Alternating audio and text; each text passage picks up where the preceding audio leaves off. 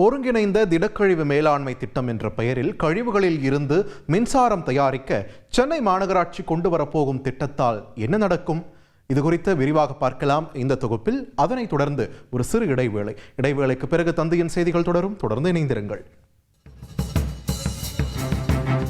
நரம்பு மண்டலத்தை தாக்கும் கொடிய நச்சான பாதரசம், புத்தி கூர்மையை பாதித்து நடத்தைகளை பாதிக்கும் லெட் என்ற ஈயம், கண், மூக்கு, தொண்டை பகுதிகளில் எரிச்சலை உருவாக்கி சுவாசக் கோளாறை உருவாக்கும் நைட்ரஜன் ஆக்சைடு உள்ளிட்டவை இந்த குப்பை எரி உலைகளில் இருந்து வெளிவரும் என எச்சரிக்கை விடுத்துள்ளனர். திருவொற்றியூர் முதல் அண்ணாநகர் பகுதிகளில் இருந்து பெரும் திடக்கழிவுகள், தென் சென்னையில் பெரும் மட்காத கழிவுகள் உள்ளிட்டவைகளை எரித்து மின்சாரம் தயாரிக்கும் குப்பை எரி உலைகளை கொடுங்கையூரில் சுமார் 75 ஏக்கர் பரப்பளவில் நிறுவ ஒப்பந்தம் கையெழுத்தாகி உள்ளது.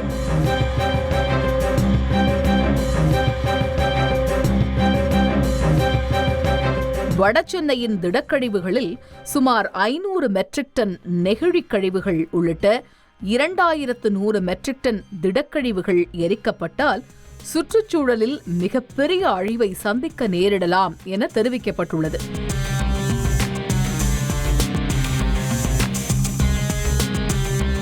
திடக்கழிவுகளில் பெருகியுள்ள அதிக எரிதிறன் கொண்ட நெகிழி, காகிதங்கள் உள்ளிட்டவைகளை எரித்து பெறும் வெப்பத்தோடு பாய்லர் நீரை நீராவியாக்கி மின்சாரம் பெறுவதே இதன் நோக்கமாகும்.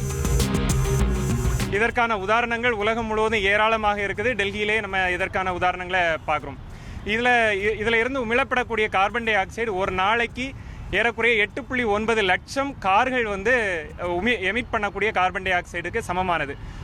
இதனால் உருவாகும் டன் கணக்கிலான சாம்பலின் நுண் துகள்கள் காற்றில் பரவி சென்னைக்கு குடிநீர் வழங்கும் ரெட்டேரி, புழலேரி உட்பட பல நீர்நிலைகளில் கலப்பதோடு சமைக்கும் சாப்பாட்டிலும் மாசை ஏற்படுத்தும்.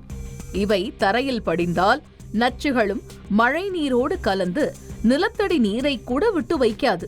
கழிவுகளை திறமையாக வகை பிரித்து பெறுதல் தான். அதுக்கே இன்னும் 6 வருஷம் காலக்கெடு நிர்ணயிச்சிருக்கக்கூடிய மாநகராட்சி இந்த குப்பைகளுக்கு ஒரு குவிக் ஃபிக்ஸ் சொல்யூஷன் மாதிரியாக இந்த மாதிரி மிக மோசமான சூழல், சமூக சீர்கேடுகளை உருவாக்கக்கூடிய, மிக அதிக செலவு பிடிக்கக்கூடிய, மக்கள் வரிப்பணத்தை வீணடிக்கக்கூடிய ஒரு திட்டத்தை முன்னெடுக்கிறது அப்படிங்கிறது அதிர்ச்சி அளிக்கக்கூடியதாகவும், இது வட சென்னை மக்களுக்கு நிகழ்த்தக்கூடிய ஒரு சூழல் அநீதியாகவும் சமூக அநீதியாகவும் பார்க்க வேண்டிய சூழல் இருக்குது. சென்னையை வெள்ள பாதிப்பில் இருந்து பாதுகாக்க அவசியம் ஏற்பட்டுள்ள சூழலில் இவ்வளவு கோடிக்கணக்கில் இந்த திட்டம் தேவையா என கேள்வி எழுப்பப்பட்டு உள்ளது. ஆல்டர்னேட்டிவ்ஸ் நமக்கு நிறையவே இருக்குது. சோலார்லாம் இதுல இருந்து ரொம்ப ரொம்ப ஃபார் சீப்பர். அப்போது இது இவ்வளவு செலவு பண்ணி நாங்கள் இதை பண்ணுவோம் அப்படின்னு சொல்லும் போதே அப்போ இதுக்கு பின்னாடி என்ன அவசியம் இருக்குது அப்படிங்கிற கேள்வியும் நம்ம கேட்க வேண்டிய அவசியம் இருக்குது. அந்த எரிச்சி கண்ணு முன்னாடி இருக்க குப்பை கண்ணு மறைஞ்சு போகாது.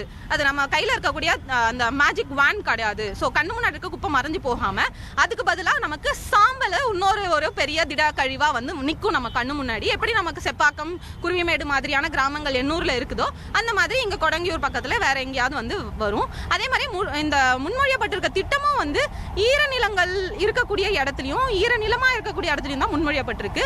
இது தொடர்பாக ஆய்வு செய்யப்படும் என சென்னை மாநகராட்சி தரப்பில் கூறப்பட்டுள்ளது. கொடுங்கையூர் திட்டத்தை தனியார் நிறுவனம்தான் எடுக்க விண்ணப்பித்துள்ளது குறிப்பிடத்தக்கது. தந்தி டிவி செய்திகளுக்காக ஒளிப்பதிவாளர் லூகாசுடன் ராமச்சந்திரன். செய்திகளை உடனுக்குடன் தெரிந்து கொள்ள உடனே சப்ஸ்கிரைப் பண்ணுங்க.